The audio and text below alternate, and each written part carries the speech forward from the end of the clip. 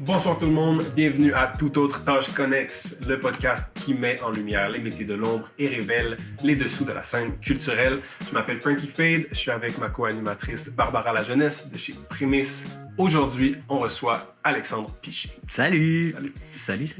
Alexandre s'implique dans l'improvisation théâtrale depuis près de 20 ans. Après un parcours professionnel qui a débuté en vente publicitaire, il décide de se consacrer au milieu culturel en allant responsable des relations dans le milieu culturel à la vitrine culturelle. Il fait le saut au marketing, vente et commandite au sein du Théâtre de la Hélénie en 2017 et occupe depuis 2 ans le poste de directeur général. Alexandre, c'est un plaisir de te recevoir. Comment vas-tu? Merci de m'accueillir. C'est le fun d'avoir une plateforme pour discuter de choses qui me semblent si banales, mais je pense que ça va être très intéressant. Ouais, merci de m'accueillir. Je suis vraiment content. Ça fait plaisir. Vraiment, c'est quand même... en tout cas, ça me fait quand même une émotion de revenir à la maison. Parce que, pour ceux qui nous écoutent, on a été collègues v'là, comme déjà, je pense, 5 ans. Yeah. Ben, plus que ça, je suis arrivé en 2017, puis t'étais là. C'est vrai. Alors, je disais, quand on préparait le podcast avec François, je disais... Alex, c'est un peu celui qui m'a appris à utiliser Excel de manière efficiente. Je suis content. Mon Dieu, j'ai aucun souvenir de ça, mais je suis content. Ouais. J'étais comme, je disais, je t'avais dans le dos, nos bureaux étaient dos à dos. Oui. Puis je me disais, Alex, j'ai une question. Je sais pas comment gérer ça. Alors, on est de retour à la maison. Ouais. Dans votre entrepôt. Ouais. Qui est assez, ma foi, assez chargé. Ouais. Ben c'est ça. Ça fait quelques années qu'on développe des nouveaux concepts, des nouveaux spectacles. Puis avec le temps, avec tous ces spectacles-là qui s'additionnent, on avait besoin d'un grand espace pour accumuler nos décors, nos costumes, tout ça. Mais c'était peut-être pas nécessairement le cas quand on a commencé à travailler ensemble en 2017. Ouais. Puis là, on est rendu là dans cet grand espace avec 4-5 shows là, qui traînent. Oui, des décors, des costumes, de la tournée, il y a des box de tournée qui sont off-cam, mais quand même... On va pouvoir revenir à tous les projets de la Hélénie, du théâtre de la Hélénie. Puis, en fait, on voulait circle back, revenir au début, puis un peu te demander, toi, l'improvisation, puis le théâtre de la Hélénie, comment ça arrivé dans ta vie? Ça a été quoi ton premier contact avec ce domaine-là? Mon premier contact, ça a été en 99. Je venais de déménager dans une nouvelle école en 5e année du primaire, 3e école en 5 ans. C'est vraiment rough là, quand t'es si jeune. J'avais vraiment de la difficulté à m'intégrer et je me rappelle, c'était au printemps. Là, ça faisait un bout que l'année était commencée. On avait une journée pédagogique. La Hélénie venait à l'école en journée pédagogique. J'avais 4 formateurs. Il y avait 4 formateurs, oui, c'est ça, dont François-Étienne Paré. On faisait des ateliers de formation. J'ai été initié par des pros de la Hélénie.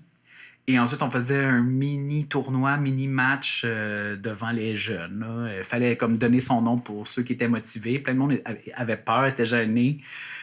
Quelqu'un m'avait dit « je pense que tu devrais l'essayer. » J'ai fait « j'ai rien à perdre. » Puis ça a été un déclic là, comme instantané. La confiance, là, prendre prise de confiance, là, c'est quelque chose, c'est un cliché qu'on nomme souvent en impro, mais c'est vrai, là, ça m'a vraiment permis d'avoir les 2 pieds dans mon milieu avec les jeunes autres de quel âge que t'as en 5e année? Genre 10 ans, là? Ah oui, fait que ça m'a il y a comme eu un avant et un après cette journée-là. Okay. Puis j'ai toujours cherché à refaire de l'impro, puis l'école secondaire à laquelle j'ai été, c'était de la musique. Donc, il n'y avait pas d'improvisation.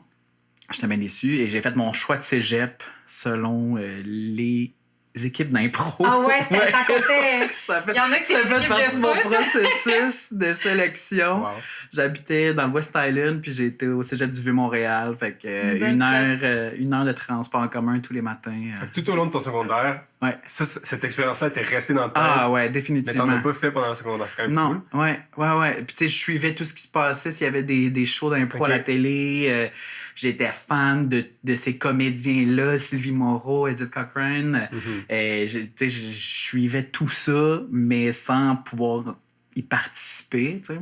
Je me rappelle, je pense en secondaire 5, on avait fait une sortie, on était venu voir le match des étoiles, quelque chose comme ça, Temple de la renommée de la Hélénie au Feu Medley sur Saint-Denis.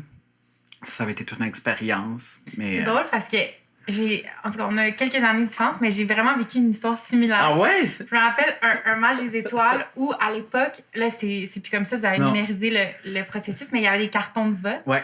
J'en avais volé un pour faire signer. Je pense qu'il y avait comme... Ben, il y avait Sophie Caron, Réal Bossé, Louis Cruikshank. Puis je pense que quand j'ai commencé à la LNI, il y a un moment où j'ai comme avoué à Sophie, comme... Hey, tu sais, là, on est vraiment collègues, mais je dois te dire que j'ai vraiment ton autographe à quelque part dans mon bac à souvenirs. J'ai eu ce moment-là avec François-Étienne, aussi. C'est un peu étrange, là, aussi, là. Tu sais, je pense que les comédiens, quand ils font ça, les acteurs dans les écoles, ils ont pas... Tu sais, ils savent que ça a un impact, mais à quel point ça a un impact, des fois, ils ont des témoignages comme ça, mais là, que ça vienne de l'interne d'un collègue, c'est aussi... On dirait que la boucle a fait le tour, là. C'est dur de réaliser, je pense, l'impact, puis quand tu le vis dans le moment présent, puis surtout pour l'improvisation qui s'est vraiment professionnalisée dans les dernières années. Je pense qu'à l'époque, quand on était plus jeunes, puis même... T'sais, quand eux étaient plus jeunes, il n'y avait pas le même regard sur l'impro. Comme tu dis, il n'y en avait pas à ton école secondaire, alors que maintenant, il y en a presque partout, là, dans presque toutes les écoles. Puis la ligue, justement, collégiale est de plus en plus grosse. Mais il y a quand même eu à défricher le terrain, je pense. Fait que quand tu étais un jeune qui aimait l'impro, tu étais quand même une petite bébête à part. Là, définitivement. Définitivement. Ouais, des beaux souvenirs. Puis après ça, tu as continué ton parcours scolaire au HEC. Tu as fait l'administration. En fait, tu as étudié en administration des affaires. Pourquoi ce choix? Pourquoi ce choix? Ben, à l'époque, quand j'étais au cégep, je faisais de l'impro. J'adorais l'impro. Je savais pas où trop aller. J'avais fait un stage en journalisme. Un stage d'une session au cégep. J'avais aimé ça, mais ce qui m'angoissait, c'était le fait d'être travailleur autonome. J'ai besoin de mon cadre, de mon bureau, de mon horaire semi-fixe. Fait que autant que j'aimais ce côté-là du journalisme, d'écrire, d'être en contact avec des gens, j'étais moins sûre. Et je travaillais, j'avais une job étudiante. J'étais vraiment privilégiée chez Cossette, l'agence de publicité. À la réception, j'ai fait tout plein d'affaires. J'ai été au compte payable. On recevait des factures, tout ça. Donc là, je me suis lié d'amitié avec certaines personnes qui travaillent là. J'ai commencé à comprendre un peu les métiers de la publicité, si tu veux. Puis un des chemins pour le marketing puis la publicité, ben, c'est le HEC. Donc, j'ai fait, écoute, je vais aller là, ça ne sera pas perdu, puis je vais évoluer dans le monde publicitaire. Puis c'était un peu ça, à l'époque, mon processus. Là. Qui était de t'enligner dans un monde un peu plus corporatif. Puis à un moment donné, t'as décidé de prendre un step. T'es rendu DG. Est-ce que t'as l'impression que ton parcours était comme typique ou atypique pour quelqu'un en culture? Moi, je pense pas qu'il y a de parcours typique en culture. Je trouve que c'est surtout à la direction générale, tu sais. Oui, il y a des programmes, il y a un DSS, entre autres HEC, il y a des façons de se perfectionner, même juste des petites formations ponctuelles et tout ça. C'est souvent les gens qui ont travaillé dans les compagnies, qui évoluent dans ces compagnies-là ou qui sont approchés d'un créatif, d'un directeur artistique pour développer un projet ensemble. Mais ça s'apprend un peu de la façon que tu veux l'apprendre. Il n'y a pas de chemin, il n'y a pas de... Il n'y a vraiment pas de chemin typique, selon moi, pour ce poste-là. Tellement qu'à l'École nationale, moi, j'ai suivi l'année passée un programme qui s'appelle c'est la résidence en leadership artistique. Okay. Puis c'est un besoin. En fait, l'École nationale, ils ont vu qu'au Canada anglais, il y avait plus un besoin dans la relève au niveau des directions artistiques, entre autres. Là, c'est ce qu'on m'a raconté, là. Fait que j'ai mes sources, mais elles sont limitées. Là. Ça se peut que ce ne soit pas tout à fait ça. Mais ce qu'on remarquait au Québec, c'était qu'il n'y avait pas où est-ce que le manque qui était, c'était pas nécessairement au côté artistique, direction artistique, c'était plus les directions générales, coordination générale. Okay. Ce travail administratif-là, les gens pour combler ces postes-là, c'est ça qui manquait et qui manque peut-être encore un peu. Donc, c'est vraiment particulier au milieu québécois, dans le fond, que tu deviens un peu directeur général par le chemin que tu as pris, puis il n'y a pas un chemin, je pense. Puis toi, justement, c'est-tu quelque chose... T'avais-tu cette ambition-là de devenir DG ou d'être dans un peu de direction, ou ça... Pour toi, c'était-tu un but, genre? Un but, non. Okay. J'ai jamais eu de but. Là. Je me suis beaucoup laissé porter par les opportunités, autant... Tu sais, quand je travaillais en publicité, j'aimais la gang avec qui j'étais. À un moment donné, ça a changé. On s'est fait acheter par une autre compagnie. L'ambiance a évolué. Puis là, j'ai fait, faut que j'aille ailleurs. Puis là, le poste à la Hélénie est arrivé. J'ai fait, c'est mon appel. La maison mère m'appelle. Mais de dire, j'ai un objectif, puis c'est de devenir directeur général, non, jamais. Là. C'est de participer. Juste d'être à la Hélénie, quand je suis rentré, j'étais comme... Je peux pas croire. Je peux pas croire que moi, avec mon bac en marketing, mon poste en impro, il y ait eu un poste qui existe parce que je suis rentré comme responsable marketing. Je pouvais même pas imaginer que ça existerait un jour. Là, fait que de dire, c'était ça mon objectif, non. Là, je suis vraiment content d'être là. Mais c'est ça. C'était quand même un beau signe de la vie. Tu sais que le destin t'a quand même réaligné à une place où justement, tu dis, j'ai jamais cru, mais en même temps, ton destin te prédestinait vraiment à t'emmener là. L'affaire la plus drôle, c'est que l'affichage de poste de responsable marketing de la Hélénie en 2017, je l'ai vu, j'ai un souvenir très clair. J'attendais mes amis parce qu'on partait en tournoi d'impro à Drummondville. J'étais assis sur le trottoir Papineau-Saint-Joseph, genre à scroller Facebook. Et là, je vois la Hélénie recrute un responsable marketing. Je m'en vais en tournoi d'impro. Je fais comme, faut que j'applique. Là. Puis là, tout le week-end, j'étais en tournoi d'impro, mais je pensais juste à j'ai hâte d'être devant mon ordi puis mettre à jour mon CV. Faire ma lettre de présentation. Puis c'est quand même un rêve, je pense, pour beaucoup de gens de... Tu parles de ton travail avec tellement d'amour, genre. Je trouve ça vraiment le fun pour toi que tu aies trouvé comme ta niche qui, justement, comme on disait tantôt, qui est quand même très nichée, là, qui est dans le monde de l'impro, mais qui... Mais dans un rôle qui te correspond full aussi. Puis qui... Je réalise souvent que je suis vraiment privilégié aussi, là, tu sais. C'est ça. Il y a plein de monde qui voudrait peut-être ça. C'est ça. Mais j'ai été vraiment chanceux. J'ai une bonne étoile, je sais pas, là. Puis, est-ce que à un moment donné, tu as switché justement, comme on parlait, tu étais en publicité, puis là, il y a eu la LNI, mais il y a eu quelque chose culturelle, je pense, avant. Oui, la vitrine. Est-ce que ça a été comme... Ça a-tu été une décision calculée de changer du monde publicitaire au monde de la culture? C'est quand même... C'est très connexe, mais c'est quand même deux mondes assez séparés. Oui, puis... mais oui, ça a été très calculé, puis... Oui, c'est connexe, c'est séparé, mais il y a quand même des vases communicants.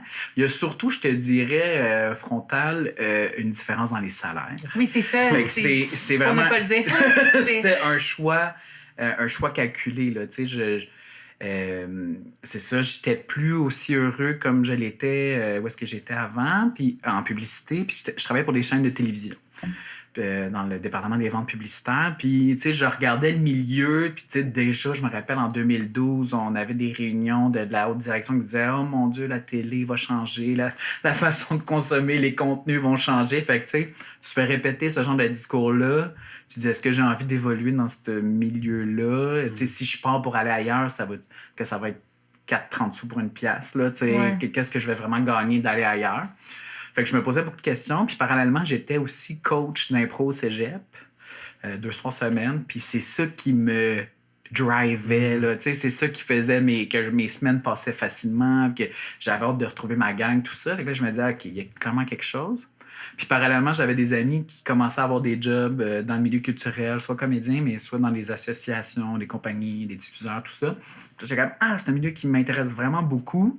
Mais encore là, mon expertise en vente publicitaire et en marketing, c'est vraiment difficile de la plugger. Ouais. Puis la vitrine, à l'époque, c'est a changé un peu leur modèle d'affaires, mais à l'époque, c'était le comptoir au coin Sainte-Catherine-Saint-Laurent. Puis il y avait un genre de service qui était offert par la vitrine, d'accompagnement en marketing et en publicité pour les compagnies culturelles. Donc, si toi, tu avais un spectacle à promouvoir, ben, tu peux contacter la vitrine, puis dire, ben là, j'aimerais savoir un peu de visibilité, tout ça. Fait qu'il y avait ce poste-là qui était apparu. J'ai fait, là, on dirait que c'est la craque qui fait en sorte que je peux rentrer le pied dans le milieu que je visais, tu sais. Fait que c'était réfléchi, mais par quel chemin, là, ça a été un hasard, là, avec la vitrine. J'ai été vraiment chanceux.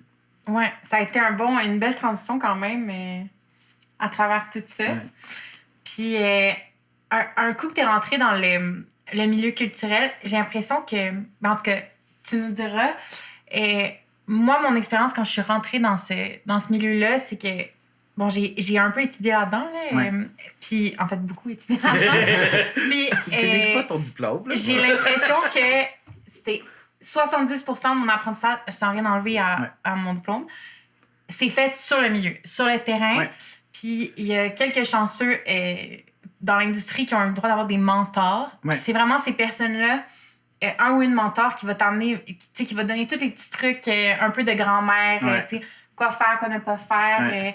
Est-ce que tu as eu la chance de bénéficier d'un mentor quand tu es rentré dans le milieu culturel? Oui, Paula Barsetti, qui était la directrice générale avant moi, qui elle a une feuille de route assez impressionnante dans le milieu culturel. Elle a été beaucoup dans la direction administrative, donc des demandes de subventions, tout ça. Tu sais, tout le volet qu'on voit pas, là, qu'on comprend pas, là, justement. Là, les subventions, c'est tellement une partie importante de notre travail que...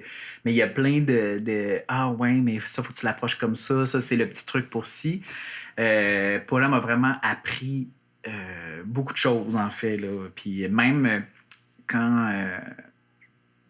ça a été comme un peu... préparer là, ma succession. J'ai été directeur général adjoint pendant quelques temps, puis ensuite directeur général par intérim. Puis quand j'étais directeur général adjoint, Paula l'a pris. Après, une fois par mois, on passait un sujet. Fait que là, la gouvernance, les obligations légales, tous des trucs que tu n'as pas le temps dans le feu de l'action de faire voici comment ça marche, voici ce que moi je sais, puis ce qu'on devrait améliorer, tout ça. Fait on prenait des sujets, les ressources humaines, les finances, tout ça. Fait une fois par mois, on avait vraiment... C'était quasiment un après-midi complet, puis on allait en profondeur dans un sujet. Fait que ça m'a super...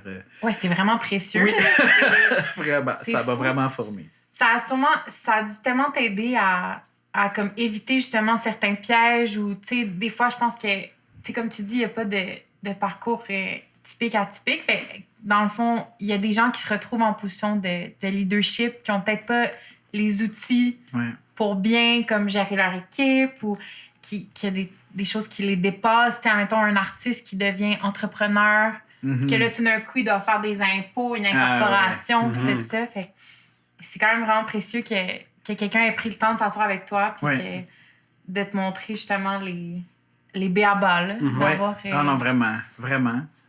Puis justement, ça consiste un peu à quoi ton rôle comme directeur général dans une OBNL, puis dans une entreprise qui est culturelle? Tu sais, j'imagine que c'est très large comme éventail de tâches, mais mettons, une journée, ça ressemble à quoi pour toi? Oh boy! Une journée... on dirait que je suis pas capable de définir une journée parce qu'il y a tellement de sujets différents. Mais tu sais, moi, j'étais avec François-Étienne. François-Étienne est directeur artistique. Nous, c'est une co-direction. Fait qu'on se partage la direction de la compagnie. Fait que moi, c'est un peu...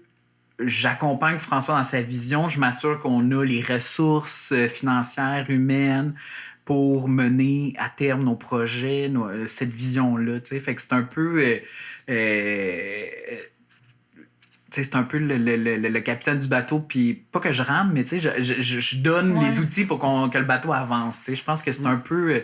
puis on réfléchit aussi, là, OK, on a tel projet en tête, OK, est-ce que c'est réaliste dans notre structure? Est-ce que c'est réaliste dans nos façons de faire?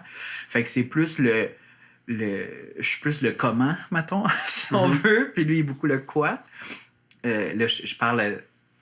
À très haute sphère, là, je ne veux pas être dans le comment faire un spectacle, là, c'est pas ça. Mais il faut engager des techniciens, il faut engager des artistes, quel cachet on donne, etc. Il y a quand même... Fait qu'il y a ça, c'est beaucoup... Puis aussi, les subventions, c'est comme une partie... Je pense que je l'ai pas calculé, là, mais je pense que l'année passée, on a dû faire 15 demandes, une dizaine de rapports, tu sais. Fait que c'est 25 deadlines. Fait que sur 52 semaines, c'est pas mal une fois ou 2 semaines, t'as quelque chose à rendre, tu sais. Fait que c'est sûr, c'est une portion super importante de mon travail. Les ressources humaines, là. On a quand même une équipe de 8 personnes au total. Fait que ça aussi, là, c'est de plus en plus important. Il y a comme eu... Ça, c'est un des beaux aspects de la pandémie, je pense. Là. Il y a comme eu une prise de conscience des conditions de travail, là, autant individuelles que collectivement. Là, ce moment-là sur pause. Fait que je pense que la place des ressources humaines est encore plus importante que ce qu'elle l'était auparavant. Fait qu'il faut, comme tu y réfléchisses, comment offrir les meilleures conditions de travail, mais aussi comment faire que ces gens-là se sentent valorisés, utiles, puis qui développent au succès de la compagnie. Là, l'être humain veut toujours servir à quelque chose. Fait que c'est ça. Mais non, c'est difficile de dire ma journée. Je me lève, je prends un café, j'arrive. J'ai toujours genre 2-3 trucs là, que je me dis aujourd'hui, il faudrait que je fasse ça. Mais il faut pas que je sois trop attaché à ces 2-3 items-là parce que souvent, ça prend le bord. Tout peut arriver. Fait que c'est ça. Fait que tu sais, c'est comme dans un monde idéal, ce matin, ben j'aimerais ça faire ceci, cela. Puis après ça, je me laisse porter. Ben pas je me laisse porter, mais tu sais, des fois tu fais comme OK, j'avais pas prévu ça là. Ouais. Ça reste que vous êtes quand même, tu sais, vous êtes dans l'art vivant. Ouais. Ce qui veut dire que justement, il y a toujours quelque chose, même si on prévoit super bien, j'ai l'impression que quand tu arrives à un spectacle ou à un montage, il y a tout le temps comme l'imprévisible. Ben oui. Ah non, vraiment. Fait que tu dois quand même avoir une bonne capacité de...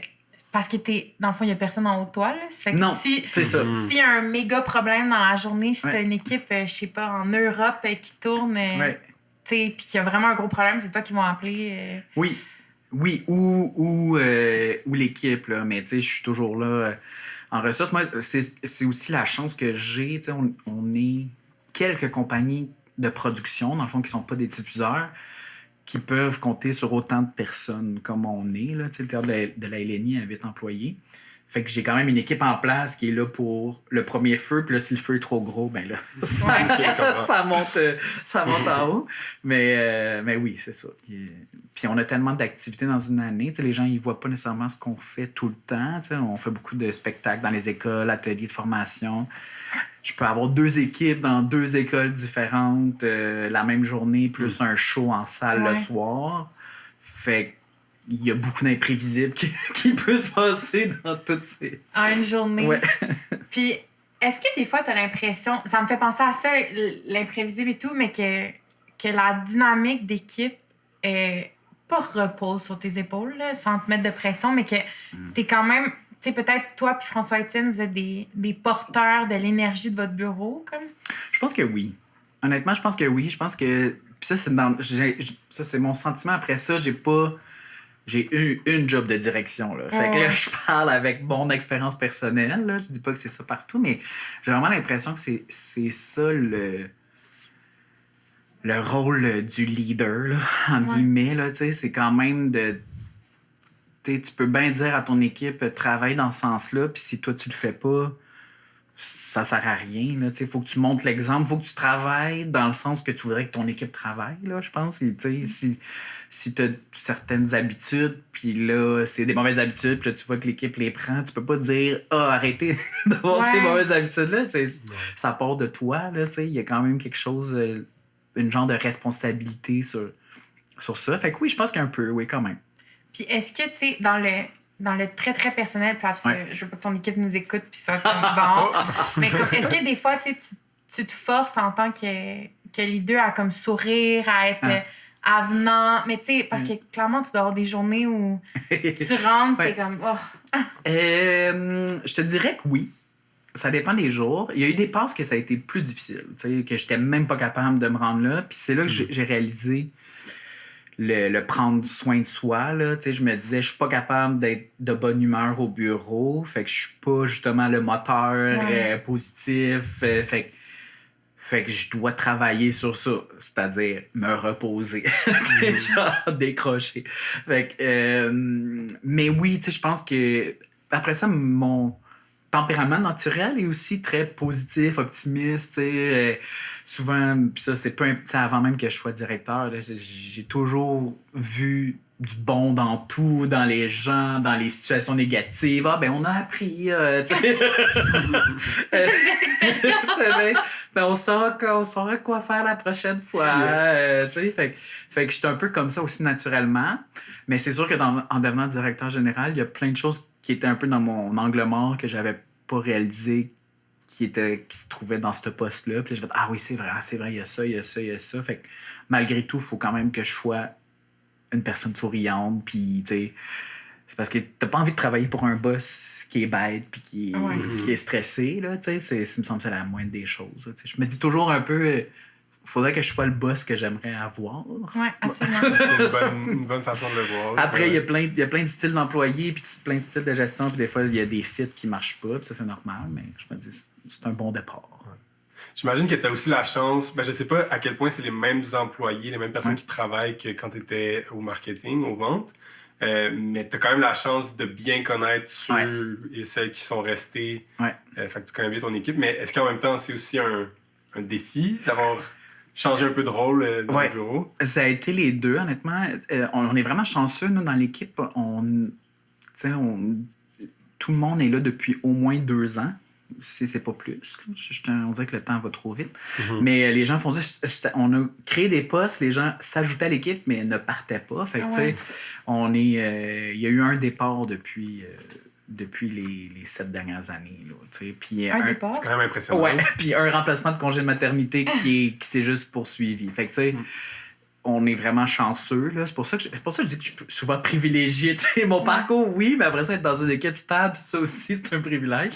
Puis, fait que oui, j'ai eu le move de collègue à supérieur, là, je mets des guillemets, parce que Pascal, pour pas la nommer, la responsable des communications, elle et moi, on est rentrés à 1 semaine d'intervalle en 2017, t'sais, fait qu'on a tous vécu ensemble. On est arrivés, il y avait personne au com depuis quelques semaines, fait qu'il a tout fallu qu'on crée, qu'on réfléchisse ensemble. Fait que c'est certain que c'était un peu... un drôle de changement de devenir son supérieur, là, tu sais.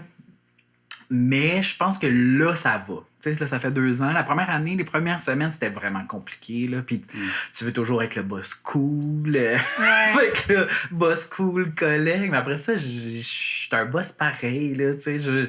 J'ai quand même des attentes. Puis on dirait que là, je me sens moins mal d'avoir des attentes. Mais au début, j'étais comme, là, S'il te plaît. Oui, c'est ça.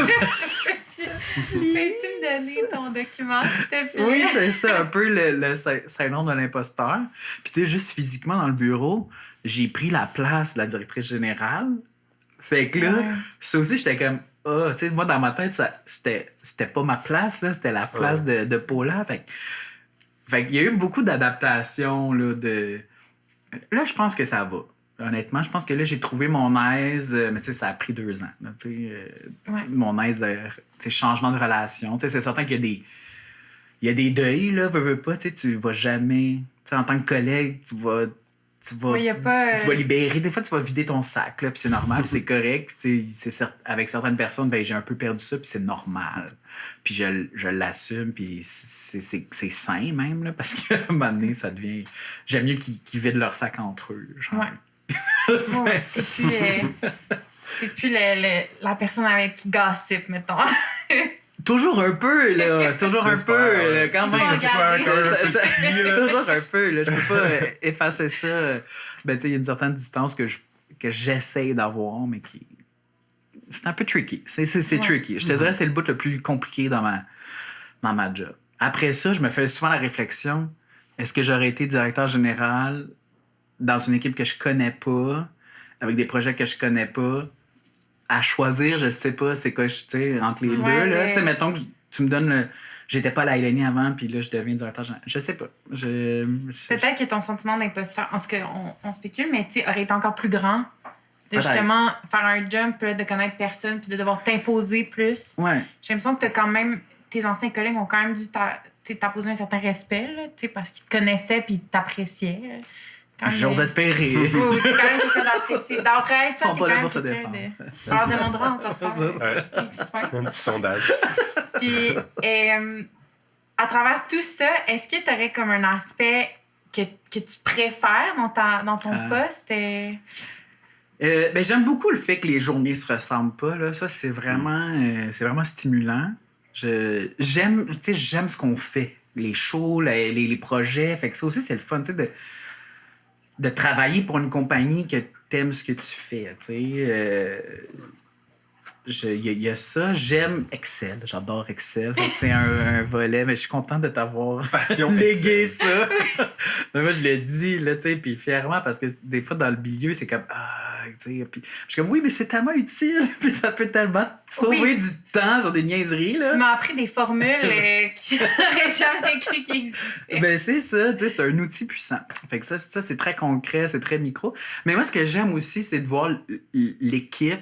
J'aime ça voir qu'on vienne me voir. Hey, on a eu un problème, on a décidé de faire ci, ça, puis c'est réglé. Puis là, je fais comme, oui, super. Ça veut dire que tu avais les bonnes connaissances, tu avais les bonnes ressources, tu savais vers où te diriger, ou tu savais que tu pouvais faire appel à X, Y, Z. Fait que tu as été capable de gérer ça par toi-même. Fait que ça veut dire que tu as en ta possession, soit les connaissances ou genre les ressources techniques, ou tu sais que tu. Fait que ça, de les voir résoudre des problèmes sans moi, on dirait que c'est comme. J'ai bien fait ma job. C'est du bonbon. C'est du bonbon. Je suis vraiment content quand ça se passe. Là. Je suis comme, bravo, vous êtes hot. Là. J'aime ça. Il faudrait que ça soit ça ma job. Là, c'est sûr que ton équipe, une bonne équipe t'amène vers le haut aussi. Tu veux pas que si t'étais tout le temps en train de ramasser derrière eux, tu pourrais pas non plus briller comme tu le fais dans ton poste. Là, puis j'ai suivi plein de formations de gestionnaire, tout ça, puis tout le monde dit, c'est comme un constat, là, faudrait qu'un dirigeant là, passe comme une journée au moins dans sa semaine, si c'est pas plus, à plus être dans la réflexion, la planification, la stratégie de la compagnie, pas être dans le micro. Mais l'être humain fait en sorte qu'on est tout le temps pogné dans régler le petit problème, puis je vais t'aider, puis Mais il faudrait que le dirigeant se sépare de ça. Après ça, on reste des petites équipes. Là, en culture, c'est tough de faire comme... Bon, je vais partir une semaine en chalet pour réfléchir à l'avenir de la compagnie. Là. Justement, je vais pas couper, mais l'équipe, ça ressemble à quoi? Tu dis petite équipe, je pense tantôt tu disais il y a 8 employés. Ben c'est ça. Ce qui peut être... pour certaines entreprises, ça peut être vu comme gros. Exact. Pour d'autres entreprises, c'est minuscule, I guess. Mais c'est quoi les rôles, les postes? Dans le fond, je peux partir de la direction. La direction, c'est une co-direction. Donc, il y a moi, direction générale, donc qui s'occupe plus de finances, ressources humaines, informatique, structure, blablabla, légal, gouvernance, donc relation avec le conseil d'administration, beaucoup. Il y a François-Étienne qui est à la direction artistique, relation avec le CA aussi, mais il est beaucoup plus dans la relation avec les artistes, les techniciens, les shows, vraiment plus dans ce qu'on fait, là, notre quoi. On a Simon Rousseau qui est adjoint à la direction artistique, donc lui donne un coup de main. Les deux, ça complète comme un temps plein, leur présence au bureau. Okay. Puis le reste, c'est tous des employés à temps plein. Donc, j'ai une chargée de la diffusion qui s'occupe de vendre nos spectacles dans les salles de spectacle au Québec, dans les diffuseurs, qui fait aussi notre grand volet de spectacles et ateliers de formation dans les écoles puis dans les organismes. On a une responsable des communications, une coordonnatrice de production, donc s'assurer que les contrats existent, qu'il y ait du monde qui se pointe au montage à bonne heure, puis qu'il y ait des artistes aux bonnes heures, que ces gens-là soient payés. On a un adjoint à la production qui a, entre autres, le projet de l'école d'impro de la LNI sous sa gouverne et chargé de la comptabilité. Puis là, on est en processus de recrutement pour une personne au marketing. Que vous allez peut-être trouver, en fait, d'ici là. Oui, peut-être. Ouais, je vous le souhaite. J'aimerais ça. Puis, c'est quoi... tu sais, tantôt, quand tu nous parlais un peu en tout cas, au début de l'épisode, tu en as parlé, là, tu nous as parlé de ton directeur artistique. C'est quoi que... Tu sais, tu t'as mis un peu les balises, mais c'est quoi votre relation, tu dirais, entre... outre... en fait, c'est quoi... Comment tu visualises la relation entre toi et le directeur artistique, outre le fait que vous avez comme vraiment des postes très définis du comment, le quoi et tout. Est-ce que c'est le fun pour toi d'avoir un directeur artistique? Ah, vraiment, c'est le fun parce que souvent, on va échanger sur des sujets qui sont, tu sais, des fois, je vais frapper un mur sur des trucs administratifs, là, des fois de bureaucratie, un peu plate. Puis je suis comme, je sais pas par où prendre ça. Puis là, c'est juste une autre personne avec qui en discuter. Puis des fois, juste d'avoir une personne qui écoute, ces gens-là, je le dis à l'oral, je vais, oui, je vais faire ça finalement. Puis là, il dit, oui, c'est ça. Puis tu sais, François-Étienne, j'ai la chance qu'il soit là depuis 2008, si ma mémoire est bonne. Depuis ton 5e année primaire. Oui! Ben, c'est ça. Mais il était à la direction artistique depuis 2008, puis il était à la LNI depuis 96, là, 17, 18, je sais plus trop, là. Fait qu'il y a tout l'historique de la compagnie aussi, tu sais, en tête. Il les a vus toutes les saisons, les enjeux, les problèmes. Fait que, tu sais, c'est vraiment précieux. Puis c'est vraiment le fun d'avoir aussi quelqu'un... Parce que souvent, on dit que les gestionnaires sont seuls au sommet. Là. C'est un peu la phrase qu'on entend dans les formations de gestionnaires. Puis là, à deux, c'est que t'es pas si seul que ça. T'sais. On est capable d'échanger, on est capable de quand il y a des gros enjeux, des gros problèmes, je suis pas tout seul à faire comme « Oh mon Dieu! » Puis en plus, là, ça, c'est mon côté ésotérique, mais je suis balance. J'ai des fois de la difficulté à prendre certaines décisions où je vais vraiment peser le pour, le contre, puis tous les arguments sont bons. Là. Fait que d'avoir un autre regard avec François-Étienne, c'est super. Ouais. Lui, il est plus tranché quand même. Oui. Okay. En plus, c'est ça aussi qui est super, tu sais. Mais il y a aussi une belle sensibilité, puis tu sais, je pense qu'on se complète quand même vraiment bien. Ouais. C'est le fun. Ouais. Puis là, tantôt aussi, tu nous parlais un peu de... Quand tu nous décrivais tes tâches, d'un CA. Ouais. Et, tu sais, n'assumons pas, mettons, que les gens qui nous écoutent... tu sais, la LNI, dans le fond, c'est... Ouais. Ben, le théâtre de la LNI, c'est un OBNL. Ouais. Un organisme à but non lucratif. Ouais. Est-ce que tu peux, sans aller dans le trop académique, nous expliquer un peu c'est quoi cette bébête-là? Oui. Bien, un organisme à but non lucratif, moi, je ne suis pas propriétaire là, de la compagnie. Je n'ai pas les pouvoirs de tout faire, de prendre toutes les décisions. Les organismes à but non lucratif sont toujours sous la gouverne du conseil d'administration. Ce CA-là, qui est composé de X à X membres, là, ça dépend vraiment des règlements de chacun des organismes, a pour but, dans le fond, de s'assurer que l'OBNL fonctionne bien puis qu'il puisse se poursuivre dans le temps, dans le fond, de ne pas prendre des décisions trop champ gauche qui mettraient en péril la mission. Puis l'OBNL, c'est ça, elle répond à une mission, en fait. C'est la mission qui est au centre de l'organisme. Fait que le CA s'assure que la mission soit bien exécutée par l'équipe. Puis nous, le directeur, la direction, on est comme l'entre-deux entre le micro, comment on fait les choses, puis la stratégie qui est plus apportée par le conseil, grosso modo. C'est sûr que le conseil, le mot le dit, là, il conseille. Fait que souvent, François-Étienne et moi, on arrive, on fait, écoutez, on pense qu'on devrait se diriger vers là pour le bien de la compagnie.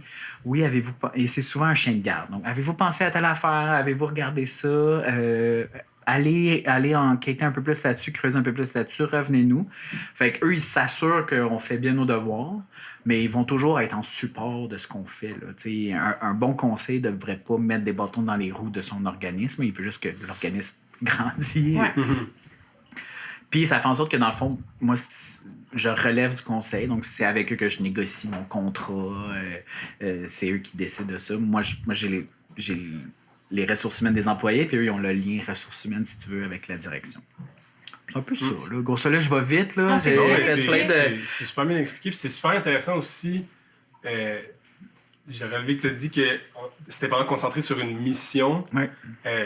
Qui est un peu en opposition à ce qu'on connaît d'une entreprise traditionnelle qui est très axée souvent sur la croissance. Ouais. Puis, tu sais, c'est ça, que ça soit en bourse pour que la valeur pour les actionnaires augmente ou pour une compagnie de devenir souvent beaucoup plus gros quand tu as des services ou des biens puis d'en vendre plus. Puis, tu sais, c'est vraiment la croissance qui définit un peu le succès d'une entreprise.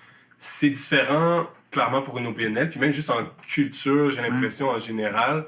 fait Ben, la mission de la LNI, ça serait quoi? Puis, est-ce qu'il y a quand même une espèce d'objectif ou une dimension de croissance qui reste pertinente dans votre développement? Oui, il y a plusieurs choses.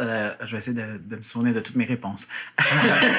La mission, là, j'ai pas le wording exact, mais on est un organisme de création, de production, de diffusion et de transmission en improvisation théâtrale. Donc, on fait aussi beaucoup de recherche. Donc, on veut développer cet art-là qu'est l'improvisation théâtrale sur scène. Donc, c'est pour ça qu'on développe des spectacles avec décors, conception et tout ça, qu'on fait de la formation dans les écoles. Ça, c'est notre mission. Fait que c'est vraiment de développer l'improvisation théâtrale. Ensuite, par rapport à la croissance, les entreprises privées ont quand même, à la base, sont supposées avoir une mission puis une vision. Là, ça fait partie de ce que... Et des valeurs. Et des valeurs. Mais effectivement, des fois, l'appât du gain, ça peut être...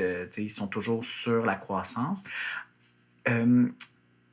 Milieu culturel, puis les OBNL, il faut aussi enlever de l'idée qu'il faut pas faire d'argent. Là, ça, c'est horrible. Là, comment tu veux mieux payer ton monde, changer tes ordinateurs, répondre à ton augmentation de loyer si tu fais pas d'argent. C'est comme... un certain profit quand même si c'est non lucratif. Ben non, c'est ça.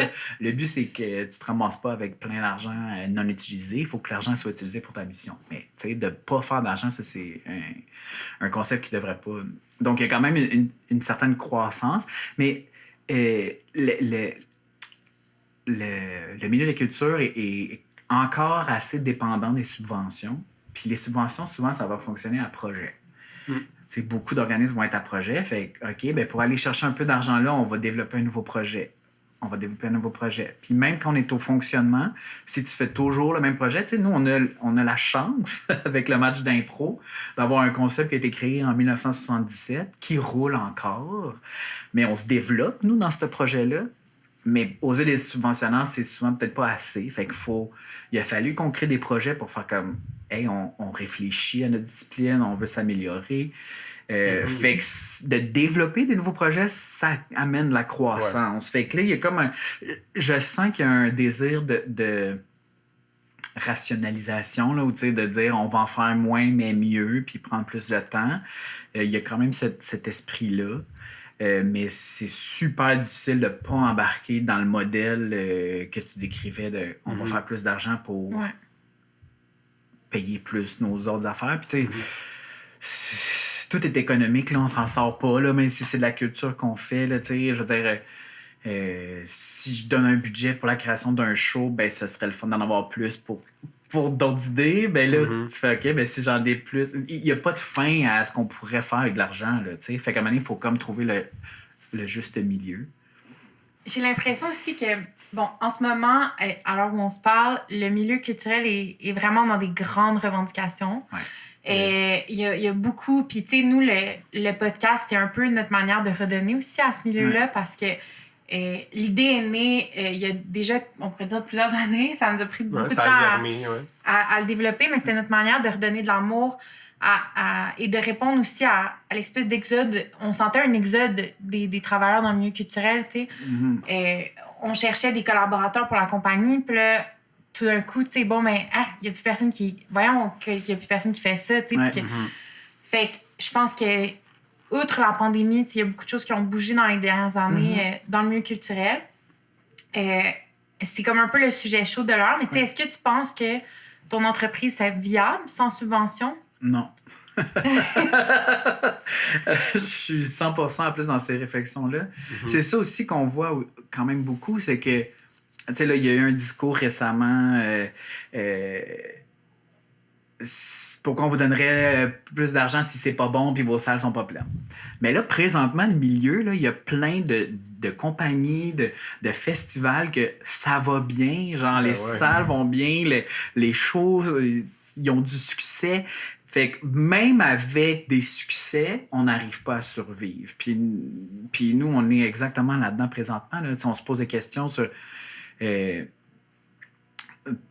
qu'on va être capable de continuer de la façon qu'on est capable, de la façon qu'on produit autant de projets par année si les subventions ne sont pas là? Les subventions, c'est pour éviter d'augmenter les prix des billets, en faire des trucs inaccessibles.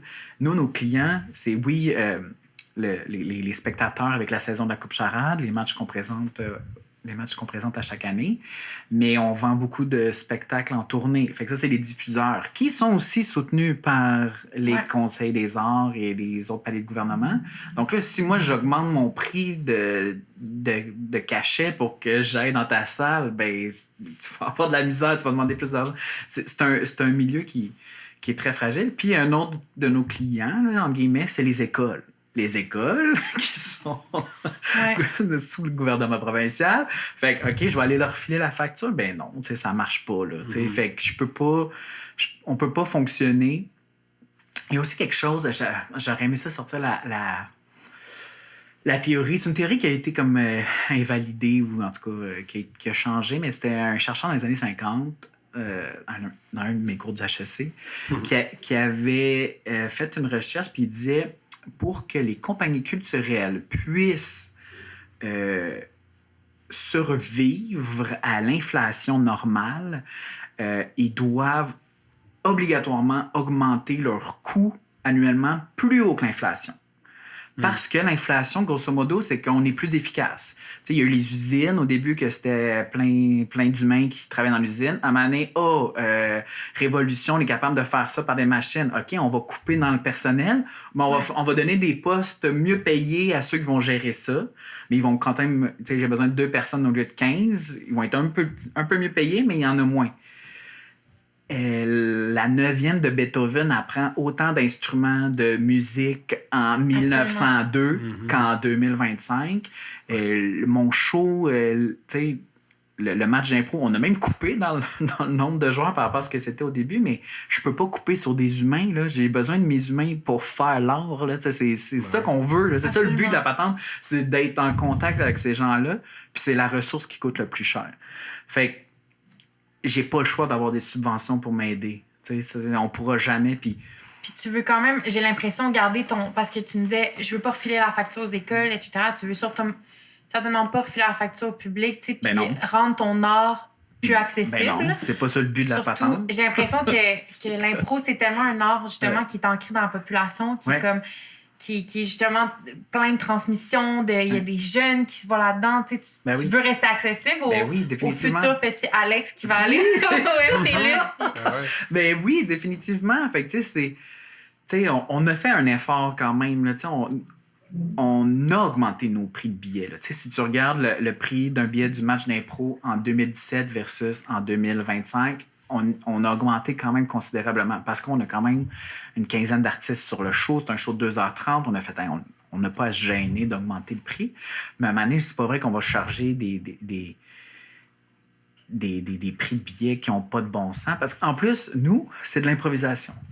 Il y a aussi cet accès-là. Là, le public, ils savent que le match d'impro, c'est un spectacle qui fonctionne quand même, mais ça se peut qu'il y ait des impros qui fonctionnent moins bien. Sans garantie. Sans garantie. Tu n'as aucune garantie. Là, les humoristes, ils font souvent des rodages de 1 an. Ben après ça, tu es sûr que ton billet, il est cher, mais tu sais que ça va être du bon contenu, parce qu'il a été testé. Nous, on n'a pas ce luxe-là. Fait qu'il y a aussi ça dans le prix de billet qu'on offre. Il y a une prise de risque de la part du spectateur. Fait qu'il faut comme assumer ça. Mais fait que c'est bien compliqué de vivre sans subvention. C'est ça. Là, je parle le milieu travaille bien. C'est ça aussi qu'il faut que les gens comprennent. C'est que le milieu travaille bien. Fait que c'est pas là le problème. Ouais. C'est ça. Oui, absolument. Puis j'ai l'impression aussi que, mettons, là, on parle beaucoup de subventions publiques, mais si je me trompe pas, moi, quand je suis rentrée à la LNI, il n'y avait pas de subvention à la LNI. Il y en avait très peu. C'était beaucoup du financement privé, dans le fond, des commanditaires. Est-ce que vous êtes encore... est-ce que vous avez encore des subventions plus privées que publiques? On a encore des partenaires financiers privés. On a aussi beaucoup développé la philanthropie. Dans le fond, nous, on est un organisme de bienfaisance enregistré. Donc, un organisme de bienfaisance, question plate, c'est genre, on peut faire des reçus d'impôts. Ouais.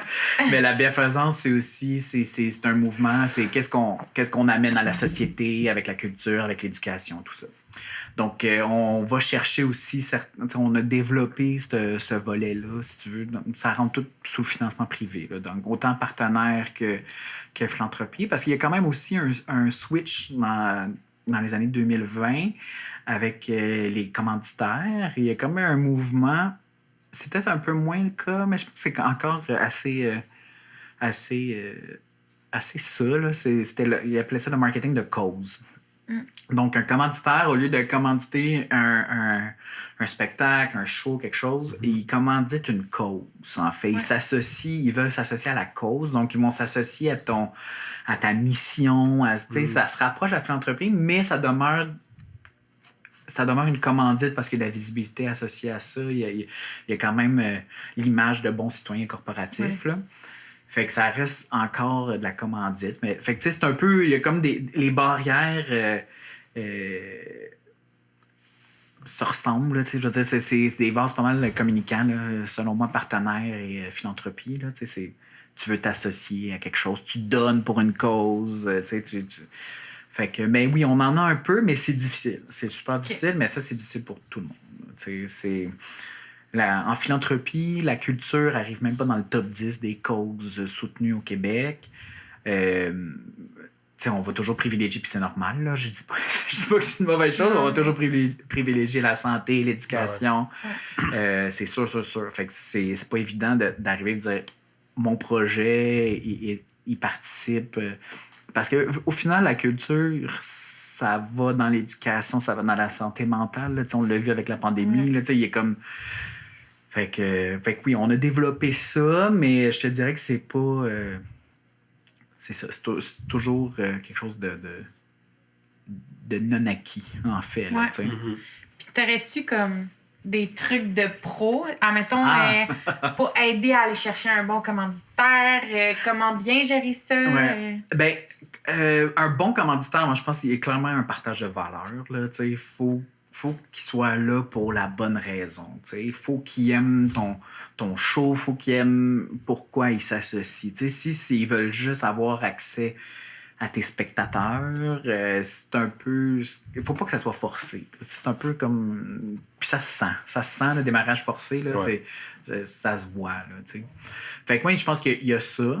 Il y a quelque chose dans les valeurs. Dans la gestion, je te dirais, c'est l'authenticité puis la transparence. Ces gens-là, les commanditaires là, ou les partenaires, ils veulent juste que ton organisme se développe bien puis aille bien. Là, ils n'ont pas intérêt à ce que ça aille mal. Fait que des relations transparentes, expliquer c'est quoi les enjeux, comment qu'on pourrait les aider à atteindre leurs objectifs. Il y a toujours être dans de la communication. Moi, on dirait que ça a toujours été ça mon esprit dans tous mes emplois, c'est-à-dire j'ai aucun intérêt à te cacher ce qui se passe. Là. Oui, il y a des affaires qu'on ne révèle pas, la confidentialité, tout ça, mais il y a comme une façon de faire les affaires qui existait dans les années 90-2000 qui est peut-être plus ouverte maintenant. On est beaucoup plus dans le partage d'histoires, puis de nous, ça se passe mal parce que ça, nous, ça s'est passé bien finalement parce qu'Y. On est beaucoup là-dedans. Fait que je pense que ça, c'est super important quand tu développes une relation avec un partenaire. Ouais, puis j'imagine que ça favorise aussi la pérennité des partnerships. Puis oui. Que, justement, si les valeurs se rejoignent, si la communication est bonne, tu vas pouvoir garder ce partenaire-là plusieurs années. Puis, exact. Ça te sauve du travail, puis c'est gagnant pour tout le monde. Oui, vraiment, vraiment. Puis, tu sais, mettons, un bon exemple de communication aussi, tu sais, qu'est-ce qui peut... Puis de pérennité, c'est durant la pandémie. Nous, nos shows ont été coupés. Tu sais, on avait des partenaires, puis ils ont dit, hey, on va être avec vous. Puis, tu sais, on les tenait au courant. Écoutez, là... Tu sais, parce qu'ils sont pas nécessairement au courant de c'était quoi les mesures dans le milieu culturel, puis qu'est-ce qui s'en venait, puis... Fait que là, nous, on travaille là-dessus. Tu sais, fallait être dans une communication ouverte, puis on a plein de partenaires qu'on avait avant la pandémie, qu'on a encore, parce que... Restés. Oui, c'est ça, parce qu'on se parle, puis on se communique, c'est ça. Puis, pour terminer ce segment-là, j'aimerais te poser, même si t'es pas directeur artistique, comment tout ce bel argent-là que tu réussis à aller chercher avec tes subventions une fois 2 semaines, tout ça, comment ça... comment le théâtre de la LNI fait avancer votre art, l'improvisation? C'est une bonne question. Mais je pense qu'on se pose beaucoup de questions, justement. Là, même au sein du match d'impro, des fois, quand on sentait qu'on atteignait un mur, ben là, on se dit, OK, il faut qu'on travaille différemment. Il y a eu la création des laboratoires LNI où est-ce qu'un improvisateur amenait une idée et qu'il la testait devant le public. Fait que ces petites graines-là ont commencé à germer dans la tête de l'équipe, puis là, on a développé des nouveaux concepts. Puis là, ce qu'on voit, c'est qu'en travaillant ces nouveaux concepts-là, nos artistes vont travailler dans d'autres paramètres en improvisation. Puis ils ramènent un peu ce qu'ils ont découvert ou ce qu'ils ont appris sur la scène du match d'impro. C'est vraiment des vases communicants. Quand tu as une seule façon de faire ce que tu fais, ben c'est sûr qu'il y a des patterns, c'est sûr qu'il y a des réflexes. C'est dur de faire, je vais changer. Aujourd'hui, je change. C'est un peu difficile, mais là, on a offert plusieurs plateformes, si on veut, avec la création des shows, les laboratoires, plusieurs opportunités, en fait, de réfléchir autrement à leur façon d'improviser. Fait que je pense que c'est ça, c'est de continuer à faire de la recherche, à créer des nouveaux concepts, des nouveaux shows pour nourrir le match d'impro qui est notre spectacle fort. C'est toute une roue, là, c'est tout interrelié. C'est ça, je cherchais le mot. Fait que, ouais. Ça répond-tu? Ouais. Absolument. Vraiment. Je suis sûre, en tout cas, que moi, ça me donne envie de tout aller voir. Puis, je suis pas si loin que ça de vous, mais je suis sûre que ça va... En tout cas, tu piques bien la curiosité. C'est comme, ils font ça, puis ils font ça. Moi, ce qui me fascine, par exemple, c'est... Le match d'impro, les gens, ils comprennent plus, mais les autres spectacles, je pense 95% des commentaires, c'est improvisé. C'est tout improvisé. Puis là, tu fais oui. Genre, l'artiste, il s'est pointé, il a été soumis à des contraintes, à une mise en scène, puis c'est ça qu'il a livré. Ils sont si bons que ça. Là. Ils sont fantastiques, mais on a eu le plaisir d'aller voir justement le lancement de votre saison actuellement.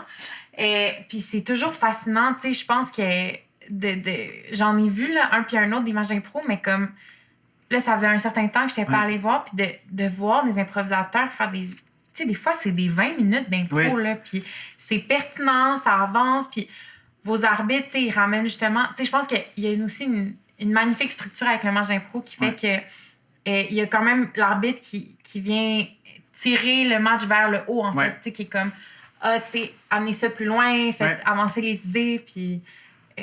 en tout cas, on salue votre direction artistique qui sûrement les aiguille là-dedans. Puis, tu sais, un des trucs, mettons, les impros longues. Là. Ça, c'est quelque chose que Simon Rousseau a voulu ramener dans les dernières années parce qu'il disait justement, dans les impros courtes, c'est difficile d'écrire. Puis tu sais, ça va tellement vite. Fait qu'il a installé plus d'improvisation longue. Fait que là, au début, c'était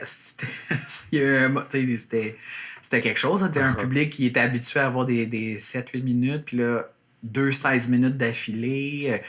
Mais c'est là que tu es capable de voir tout le génie dans leur écriture. Oui, puis ça applaudit fort à la fin. Je pense que le public est conscient de comme...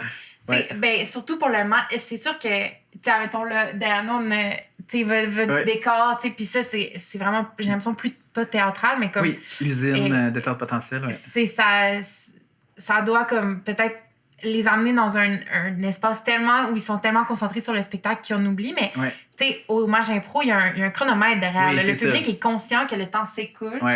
Puis au bout des 16 minutes, tu le vois, là, le public applaudit. Ils sont comme « Wow! Genre, qu'est-ce qu'on vient de vivre? » Genre, il y a quand même une belle fébrilité, spontanéité à travers tout ça, là, cette heure qui se crée. On arrive à la question qu'on appelle connexe. OK. Donc, il y a cette fameuse expression très nébuleuse, souvent beaucoup utilisée dans le domaine de l'art, de la culture, qu'on va retrouver à la fin des contrats, qui est le fameux « toute autre tâche connexe ». Donc, c'est-à-dire, basically, tout ce qu'on va te demander de faire, tu vas le faire. Peu importe à quel point c'est absurde. Donc, on pose la même question à tous nos invités, c'est quelle est la tâche connexe la plus absurde, la plus loufoques ou inattendues que tu as pu recevoir dans tes années ici? C'est dur à dire. C'est vraiment difficile. J'ai plein d'idées en tête, mais c'est souvent des choses... C'est pas nécessairement des choses qu'on se fait demander, plus que... Ben, en tout cas, moi, de ce que j'ai vécu, plus que « Hey, faut le faire. Faut que quelqu'un le fasse. » Fait que, ben... Là, ça peut pas être toi à cause de ça peut pas être toi à cause de ça. Bon, ben, je vais le faire.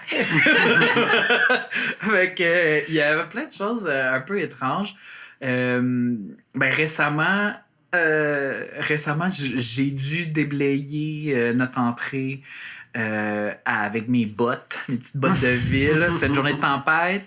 On avait un show qui partait, puis le technicien est parti avec ma pelle dans son camion pour l'aider justement avec la neige. Mais nous, on avait un cours avec l'école d'impro le soir même. Fait qu'on accueillait des gens, puis j'avais pas de pelle pour enlever 20 cm de neige devant le bureau. Fait que là, à coup de petits bottillons, là, t'as comme bon, OK, ça c'est correct. Qu'est-ce que j'ai fait d'autre? Ça m'a fait penser à quelque chose. Ah merde, j'ai perdu mon idée. Mais... Il y a des moments où t'es moins glamour. Oui, non, définitivement. Ben, j'ai déjà été perchiste, là. Ben, c'était plus genre tenir physiquement un micro parce que j'ai aucune connaissance technique et on faisait un tournage d'une capsule promo, puis là, j'étais comme... Je m'occupe des commanditaires, là, du marketing, puis je tiens un micro, mais là, où faut que je le mette, puis comment, tu sais, on me guidait un peu, mais je pense que j'ai été correct. OK. Puis... Vous n'avez pas dû refaire le tournage? Non, c'est ça. Non, le son était bon, je pense. That's it. Très bon. Non, ah mon Dieu, j'ai perdu mon autre idée. Faut que j'y revienne. Ouais, tu reviendras. Ah oui. Je m'en rappelle. Durant la pandémie, on a essayé on a poursuivi nos cours d'école d'impro. Il y avait vraiment rien qui se passait. Fait que les gens cherchaient des façons de se rassembler. Fait qu'on a offert quelques sessions d'école d'impro en ligne, donc en virtuel, de l'impro en Zoom, en Google Meet. Ça fonctionnait. Nos formateurs sont vraiment bons. Fait qu'ils ont découvert des méthodes pour que ça devienne intéressant, tout ça. Mais les premières semaines, il fallait comme accueillir les élèves. Puis je me rappelle d'un cours, c'était des ados, là, 13-17. Puis tu sais, eux sont en plein secondaire, tout est coupé, là, c'est le pire moment, c'est horrible. Puis là, je suis devant eux, puis là, j'attends, je pense que le prof avait comme 10 minutes de retard, je sais pas quoi, il a difficulté à se connecter, puis là, je suis comme... Bon, bonjour. Avez-vous hâte? Puis là, tu sais, je parle à 3 écrans fermés, puis un autre ado, genre... qui me regarde puis que je m'excuse de vous faire vivre ça, j'avais juste hâte que le prof arrive. Mais au moins t'as pu utiliser tes atouts d'improvisateur. Ah oui, mais ça c'était peine perdue là, tu sais, ils étaient là, c'est sûrement que leurs parents les avaient inscrits genre on va t'inscrire à toi, là, mais... On salue tous les profs qui ont dû endurer les yeux pendant 2 ans. Là. Horrible. Ouais. Horrible. Je l'ai fait une fois, puis j'ai fait « Oh mon Dieu, j'ai envie de mourir, j'ai l'impression qu'ils me jugent toutes. » Ouais, quelque chose d'intimidant derrière un ado, ouais. C'est comme... ouais, j'ai... Puis t'es un adulte, là. En tout cas, bref. Là, t'es DG, donc t'es dans la position où tu peux donner des tâches, justement, à des employés. Est-ce qu'il y a, à l'inverse, une tâche que tu as donnée à quelqu'un puis tu t'es dit ça, c'était clairement pas dans son contrat, on rentre dans les tâches connexes? Je sais pas. Oui puis non. Là, tu sais, décorer à Noël, là, le sous-sol pour notre party, là, tu sais, ça, c'est genre... Okay, Tu choisis-tu au hasard ou... Non, c'est souvent les motivés, là, ceux qui ont l'œil, parce que c'est pas donné à tout le monde. Mais ça, tester des piles de lampions, là, pour un événement bénéfice, là. Faudrait vraiment que tu testes les piles de lampions. Puis tu sais, il y a genre 100 lampions. Là. Ça m'est arrivé sur un contrat récemment, là. C'était justement comme... C'était une des personnes haut placées de l'entreprise qui a dû mettre comme, je pense... 400 piles dans 200 chandelles. Ça n'avait pas d'allure. Là. Puis on était comme, qui a fait ça? Puis il était genre, c'est lui. Ouais. Oui, non, c'est... Toutes ces années à étudier. Oui, c'est ça. Pour remplir des piles. Mais on n'a comme pas le choix d'avoir les tâches connexes. On dirait que je suis comme... Puis moi, il y a quelque chose dans ta motivation, là, tu sais, je veux dire... c'est plate, là, mais il faut que ça se fasse, tu sais. Puis j'ai envie que ça se passe bien, fait que je vais le faire, tu sais. Il y a comme quelque chose de relié aux tâches connexes, mais c'est sûr que c'est pas les moments où tu vas faire comme « Ah, mon diplôme a servi. » Non, c'est ça. Nous, on a comme la mentalité chez Prémisse de comme se dire, il y a pas, tu sais, comme tout le monde met la main à la pâte. Oui. Genre, si, tu sais, comme, si moi je l'ai fait, tu peux le faire. Puis comme, j'ai vraiment tendance justement avec nos collaborateurs, nos employés, d'être comme, hey, tu sais, si c'est moi qui ai rendu à couper du foam board avec un X-Acto, tu peux le faire aussi, ou à décoller 600 petits collants, genre. Fait que, d'essayer d'avoir une dynamique très basse communicant.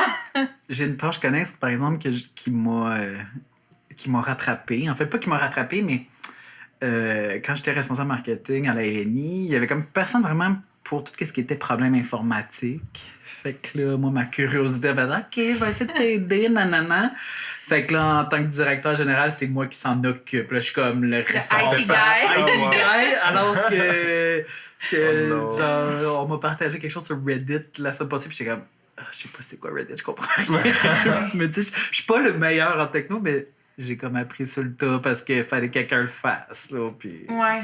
Ça me fait penser à... Parce que j'ai occupé le poste quand même un poste assez complexe, mais comme, entre autres, je faisais de la régie pour vos matchs au Club Soda à l'époque.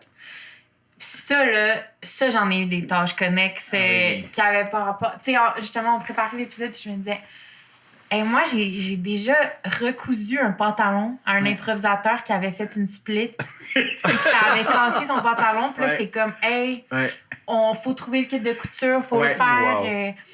Ou, tu sais, c'est une parmi tant d'autres, là, tu sais, là, à l'époque, on avait les chanteurs changeaient à chaque fois, mais là, c'est comme, tu sais, là, faut que t'ailles chercher Diane Tell à tel endroit. En tout cas, on en vivait, mais tu sais, moi, je trouvais que ça faisait partie comme... Oui. Je trouvais ça le fun, tu sais. J'étais comme, OK, c'est ça qu'on fait aujourd'hui. Puis... Mais il y en a vraiment toutes sortes. Mais comme tu dis, c'est essentiel, là. Puis c'est comme, on va pas laisser l'improvisateur, tu sais, dans une situation comme... Non. En tant que régie, t'es un peu le point de contact avec la scène et la coulisse. Fait que c'est comme, il faut l'aider, là. Quelqu'un, tu sais... Je sais pas, là, quelqu'un tombe, ça fait mal, tu sais, il faut courir chercher de la glace. C'est un métier dangereux. Oui. Tant qu'on est dans l'anecdotique, j'aurais envie que tu nous racontes peut-être des histoires sur certains trucs. À force de faire des shows presque à toutes les semaines, j'imagine qu'il y en a qui vont très bien. Puis il y en a d'autres où tout va mal en même temps. On se demandait, c'est quoi, mettons, la plus grosse panique dans un show auditeur de la LNI ou l'espèce de plus gros bug là, que tu as vécu? On en a vécu... Honnêtement, la beauté avec le match d'impro, c'est qu'il y a des caucus, il y a des entr'actes. Fait que s'il y a des bugs techniques, t'es capable de les arranger. Un micro qui lâche, on est capable d'avoir un technicien de scène qui vient gérer ça. On a quand même beaucoup plus de flexibilité. Nos autres spectacles, on a moins cette flexibilité-là parce que souvent, ça part, c'est 90 minutes, improvisé, go. Fait que là, il y a eu des enjeux, genre juste aucune plateforme qui donne les indications aux acteurs. Là. Par exemple, à l'usine de théâtre potentiel, la console avait lâché, puis c'était une partition danse-théâtre. Ça, j'étais pas là, on me l'a raconté. Et les improvisateurs ont dû danser sur pas de musique pendant quelques minutes. Les bugs techniques, c'est les pires. C'est les pires, mais c'est souvent ça. C'est souvent nos gros enjeux, c'est des bugs techniques. Mais la beauté, c'est que nos artistes sont comme exceptionnels, puis ils demeurent intéressants, tu sais. Ouais, exact. Ils sont capables de se revirer sur Ils sont vraiment bons là, pour ça. Fait que ça, c'est notre chance. Sinon, d'autres enjeux... Est-ce qu'on a eu d'autres enjeux? Sûrement, là. C'est sûr que oui. On dirait que j'ai pas de... Et moi, ma plus grosse panique, là, pendant que tu penses à ton idée, c'est... Parce que j'ai commencé à la LNI aux communications. J'ai fait un stage que j'avais pas le droit de faire d'ailleurs, mais que j'ai menti à l'université. l'époque, t'étais pas arrivé encore. Puis j'étais comme en première année d'université. Puis moi, quand j'ai vu un peu comme toi, j'ai vu le poste affiché. Puis j'étais comme, il y a aucune chance que je le prenne pas. C'est mon rêve. J'ai écrit comme une lettre tellement intense de motivation, là, beaucoup trop poussée, justement. François Étienne m'en avait parlé quand j'étais rentrée. Comme, hey, c'était quelque chose. Je pense qu'il avait pleuré. Mais c'était vraiment mon rêve. Genre, j'étais comme, je vais mentir s'il faut, je vais, tu sais, comme, tourner, tout faire. Là, tu sais, je quitte l'université. En tout cas, j'étais vraiment trop intense. Puis, j'étais la petite au com, tu sais. Puis, je savais que je voulais pas être au com, mais tu sais, bon, c'était ma porte d'entrée. Puis, il y en avait plein des tâches connexes, là, stagiaire au com. Puis, à l'époque, on faisait comme des capsules dans les coulisses. Où, je sais pas, je pense que je filmais, tu sais, avec des filtres, les improvisateurs qui disaient des choses. Puis, il y a un match où l'assistante arbitre s'est pas pointée. Puis, à l'époque, il y avait des assistantes arbitres qui comptaient les points. Puis, t'es quand même sur la scène, là. Tu sais, t'es une partie intégrante du match. Puis, là, Simon Rousseau m'a dit comme, hey, oh, ça te tenterait-tu? Tu sais, je sais que tu fais de l'impro, tu sais, tu veux-tu venir sur la scène? Et j'étais comme, OK. Puis j'ai une photo, je pense, à l'époque de moi dans les coulisses qui s'apprête à embarquer. Tu sais, ils te mettent un chandail rayé, puis là, tout d'un coup, c'est comme, t'es sur la scène, faut que tu comptes les points. C'est super stressant. Il y a genre 600 personnes. Les petits cartons. Je shakeais, là, je comptais. Je pense que la première fois que j'ai dû faire un comptage, j'ai dit comme bleu le moins fort qu'il y a dû avoir de toute l'histoire. Puis c'est comme ça finalement que je suis rentrée à la prod. J'ai commencé à comme venir au match, à faire comme l'assistante arbitre, puis je me suis bien entendue avec la productrice à l'époque, puis elle était comme, mais toi ça fait bien plus avec ton programme d'être en prod, puis je suis oui. J'ai eu une job plus, c'est vraiment plus dans mes cordes après. Tout ça, mais oui, je me rappellerai toujours la panique de comme, ils nomment les gens, puis là, ils nomment ton nom. Puis t'es comme, tu rentres sur la scène, puis t'es genre... les feux de la rampe. Mais moi, c'est pas un truc qui m'est arrivé à moi personnellement, mais c'était pour le show. La saison 2022, c'est notre saison de retour de pandémie. Fait que, tu sais, les premiers matchs, c'était à 50% de capacité. Nos artistes pognaient toute la COVID ou presque, ou genre leur blonde chum la pognait, fait qu'il fallait qu'ils s'isolent. Fait qu'on a eu, je pense sur 20 matchs, je pense qu'on a eu une vingtaine de personnes qui ont remplacé différentes, fait qui remplaçaient souvent, tu sais, même des fois. Puis, à un moment donné, c'était le match des étoiles. On avait eu 2 personnes qui avaient la COVID, on les remplace. Le remplaçant, sa fille a la COVID. Fait que là, et là, on se rend à la salle et il nous manque une personne. Puis on a un des remplaçants qui venait, lui, il avait pris un billet, il voulait juste voir le match tranquille. Puis on fait comme, salut, faudrait que tu joues ce soir parce qu'on... Impossible! Parce que là, tout le monde est malade, là. Tu sais, c'était comme... Puis heureusement, il a dit oui, là. Fait qu'il a embarqué, mais tu sais, à une demi-heure de l'ouverture des portes, on n'avait pas toute notre monde. C'est fou, ça. Ça veut dire c'est des bonnes paniques quand même. Vous avez un bon sang-froid, là. C'est ça. C'est... Y a-tu quand même des shows où tu vas bien, puis tu peux t'asseoir, puis regarder le show, puis apprécier? Oui, vraiment, là. Vraiment, là. Tu sais, ça, oui. Je sais pas si vous voulez que je parle de ça, mais le show que j'aurais voulu regarder, j'ai pas pu le regarder. Ça m'a... ça fait partie de la job. Là, à un moment donné, c'est là que tu dis, faut que je sois dans ma job, faut que je sois au service de la compagnie. En 2022, à l'automne... En fait, à l'origine, on devait faire cet événement-là en mai 2020. Un match bénéfice, LNI contre Dans une galaxie près de chez vous. Mais vous dire que cette émission-là, tu sais, justement, j'avais pas d'impro au secondaire, mais cette émission-là, je la vénérais. Là. J'avais un T-shirt que je portais quasiment un jour sur 2 de Dans une galaxie. On voyait même plus le logo, je le portais encore là, parce que moi, je savais que ça avait déjà été un chandail de Dans une galaxie. Fait que, tu sais, vraiment, là, méga fan. Fait que là, mai 2020, c'est annulé. Ah, OK, c'est plate. OK, on va se reprendre. 2021, ah non, ça se peut pas. Là, on fait comme, hey, en octobre 2022, c'est le 45e anniversaire de la création du match d'impro.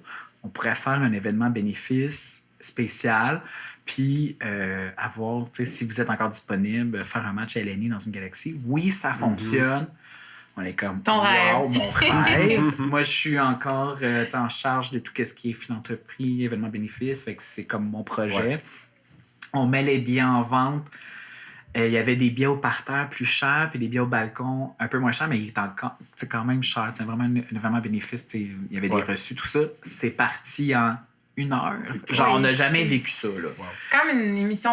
Culte. Culte. Puis là, tu sais, aussi, c'est en 2022, les gens ont envie de vivre de quoi, là. Il y avait comme... On avait été retenus tellement longtemps. Fait que j'avais vraiment hâte à cette soirée-là. On avait un encan virtuel, on avait, tu sais, genre, traiteur, des boîtes à lunch fancy pour les gens par terre, tout ça. Fait que, tu sais, je m'assurais qu'avec les fournisseurs, tout allait bien, blablabla. Je pense que j'ai vu une demi-impro de ce match-là. Puis elle est floue, là, dans ma tête, cette impro-là, là, tu sais. Puis je pense... Parce qu'après ça, il y avait d'autres urgences. Ah, là, il faudrait, il manque ça, lui, il faudrait ça. Puis, tu sais, t'es en événement, là. Fait que tu peux pas faire comme, attendez, je vais regarder l'événement de ma vie. L'événement que j'attendais depuis mes 12 ans, mettons. Fait que j'ai pas vu ce show-là. Ah, c'est quand même cruel. Ça me fait vraiment de la peine quand j'y repense, mais je sais que les gens ont eu une super belle soirée. Ouais. Autant la gang qui se retrouvait, les comédiens Eleni, tout ça. Je pense que les spectateurs ont adoré. J'avais une amie qui était dans la salle qui a vu le show. Elle était comme, mon Dieu, c'est super. J'étais comme, mais tant mieux. Bravo, tu l'as vu. Moi, je me rappelle. Ah, c'est ça. Une demi-impro. Faut vraiment comme se laisser, tu sais, comme on fait des shows des fois, genre, puis les gens, en même temps, je fais une mise en scène sur un show, puis les gens sont comme, t'as dû tellement. T'as tellement dû regarder le show, ça devait être le fun. Puis j'étais comme, hey, j'ai même pas. Tu sais, comme, oui, je l'ai vu en amont, mais comme le moment où on est arrivé, je l'ai même pas. Puis c'est ça, tu sais, c'est comme un peu. C'est quand même dur, tu sais. De juste regarder puis décrocher puis être un vrai spectateur. Là, on travaille là-dedans, fait qu'on voit ce petit micro-détail-là que personne n'a vu. Mais là, moi, je l'ai vu, fait que là, je vais le noter, je vais en parler à la prochaine réunion d'équipe, Ton cerveau, il fait rarement genre, OK, je regarde, puis... Oui, puis c'est le match de, tu sais, justement, de ta vie. Clairement que tu t'es donné à 3000 %, puis t'es comme... Oui, j'ai fait des heures pas possibles. Faut aller chercher tel enfant. Tu sais, tu vas pas dire... tu vas pas prendre le temps d'aller chercher le bénévole qui... Tu sais, tu vas être genre, je vais aller chercher telle affaire. Ouais. Tu voulais sûrement que ça se passe bien, mais c'est ça. Un sacrifice pour la cause. Oui, c'est ça. Ouais, puis c'est à travers justement la réaction des gens, puis comment les spectateurs ont reçu le show que là, tu vas trouver ta satisfaction, j'imagine. Exactement. Oui, tout à fait. Puis... sur un autre ordre d'idée un peu avec comme le rayonnement de la compagnie. Maintenant que tu es DG, tu dois un peu moins voyager pour tes projets. Mais tes projets voyagent quand même beaucoup. Il y a quand même un bon roulement. Vous avez des tournées en Europe à chaque année. Est-ce que tu penses qu'il y a un projet qui, dans un futur relativement... En tout cas, je sais pas si c'est un secret aussi que tu peux pas me dire, mais qui pourrait comme bien s'exporter... tu sais, là, le match d'impro s'exporte très bien. On aimerait ça. C'est sûr qu'on aimerait ça. C'est sûr qu'on n'est pas fermé à cette idée-là. Le milieu de la diffusion internationale est compliqué. Point. Puis après ça, est super compliqué après la pandémie. Et ce que je me suis fait dire, c'est que les marchés, surtout en France, nous, on a aussi la barrière de la langue là, pour l'instant. En France, il y a eu un gros pas repli sur soi, mais les compagnies, les diffuseurs voulaient privilégier des compagnies françaises, des shows français. Il y a aussi cette idée-là de développement durable. Fait que là, on va-tu vraiment venir faire... On va aller chercher une gang du Québec en avion, alors qu'on pourrait avoir du monde de la Belgique, par exemple. Il y a comme ces éléments-là. Fait que c'est pas une affaire qu'on peut dire oui, ça nous tente, OK, l'année prochaine, on a 10 shows en tournée avec la Eleni Satako Classique, par exemple. C'est pas quelque chose qui est instantané, mais ça fait partie des trucs qu'on envisage puis qu'on aimerait faire. C'est vraiment quelque chose qu'on aimerait faire. Le match d'impro, comme tu dis, est bien accueilli en Europe. Puis... C'est un spectacle québécois, tu sais. Oui, c'est ça. C'est une invention ici, d'ici, de Robert Gravel, Yvon Leduc. Fait que, tu sais, on est ces ambassadeurs-là. Fait que là, on aimerait ça, avoir l'autre étape après, mais il y a beaucoup de projets. Ouais. Puis à un moment donné, c'est dans la prioritisation, l'ordre de priorité, là, tu sais, à un moment donné, ça devient un peu difficile, mais oui, c'est sûr qu'on perd pas ça de vue, qu'on aimerait vraiment ça. Ouais. Cool. On arrive pas mal à la fin du podcast, puis de nos questions. Un peu pour wrapper le tout, j'aimerais ça te demander, pour quelqu'un qui nous écoute, quelqu'un qui est jeune puis qui pourrait penser peut-être vouloir devenir directeur général d'une entreprise culturelle ou aller dans ce genre de poste de direction-là, ce serait quoi un bon conseil ou une bonne mentalité peut-être à adopter que tu conseillerais à quelqu'un? C'est une bonne question. Il y a quelque chose dans...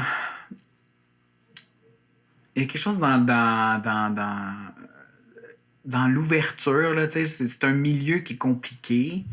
Tu sais, là, on affiche un poste présentement, puis il y a plein de monde qui applique, puis tu sens qu'il n'y a pas de désir vraiment. Tu sais, je pense qu'il faut que tu veuilles être en culture pour être en culture, parce qu'ils savaient avec des sacrifices. Ouais.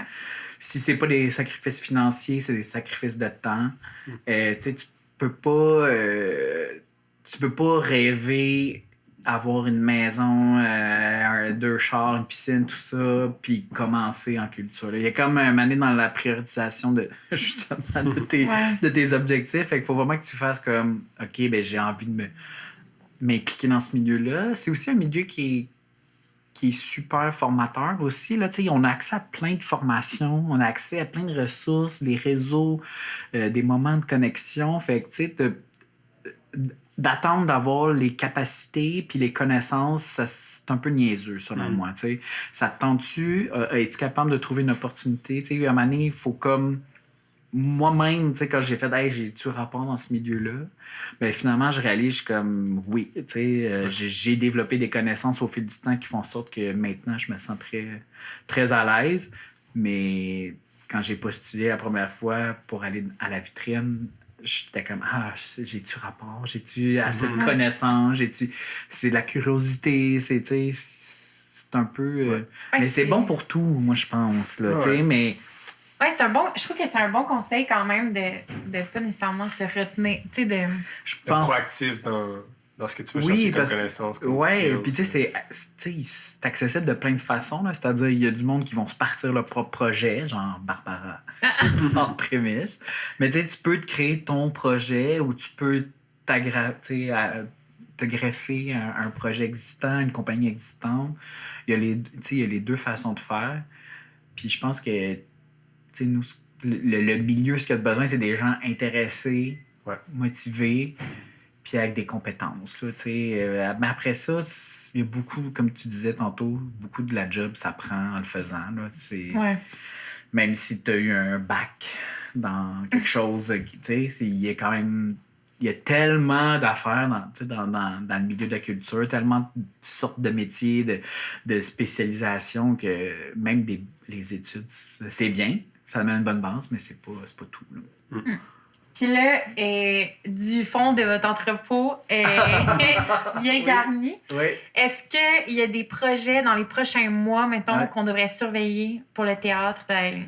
Il y a toujours plein de projets. Qu'est-ce qui se passe? Qu'est-ce qui se passe? Dans les prochains mois, là, attends, là, tu me prends de court. Il y a la saison de la Coupe Charal qui se termine à la mi-mai. Ensuite, on devrait faire... là, je dis on devrait parce qu'on attend des réponses. Okay. Habituellement, on présente des micro-matchs sur une place publique pas très loin d'ici. De façon estivale, comme en été. En été, micro-match, donc un joueur, un musicien, un arbitre. La LNI en tournée, là, on travaille sur notre tournée 25-26. Nous, on a aussi cette beauté-là, là, la LNI, c'est que... nos tournées se bookent aussi dernière minute. Okay. Fait que notre année, on va la découvrir comme dans les prochains mois. Fait que s'abonner à l'infolette, je pense que c'est la meilleure façon. C'est un bon c'est la vieille méthode, là. Puis on reste à l'affût de vos prochaines créations. Oui. Qui naissent... Il y a l'usine de théâtre potentiel qui va être en tournée. Sinus aussi éventuellement. Puis on a une étape de création avec un nouveau projet sur cyclage. Ça, on pourra vous en parler Un éventuellement. secret. Faut s'abonner à l'infolette. Faut s'abonner à l'infolette, exact. Merci tellement d'avoir été avec nous. C'était vraiment Merci à vous deux. un excellent épisode. J'ai adoré t'écouter. J'ai bu toutes tes paroles. C'était super intéressant. Puis, ouais, merci beaucoup du partage, puis de ton enthousiasme, puis de tout ce que tu fais pour le milieu. Là, c'est vraiment... ça prend des gens comme ça, je pense, qui se donnent corps et âme, puis qui ont du fun à le faire aussi. Là. Oui, je pense surtout, l'idée, c'est le fun. Corps et âme, il faut avoir une certaine hygiène de vie, là, puis pouvoir décrocher. Là. Absolument. Mais corps et âme, quand je suis là, ça, c'est sûr. Exact. Regardez le plaisir. Oui, exact. Merci. All right. Merci, Alex. Merci, vous deux. À la prochaine.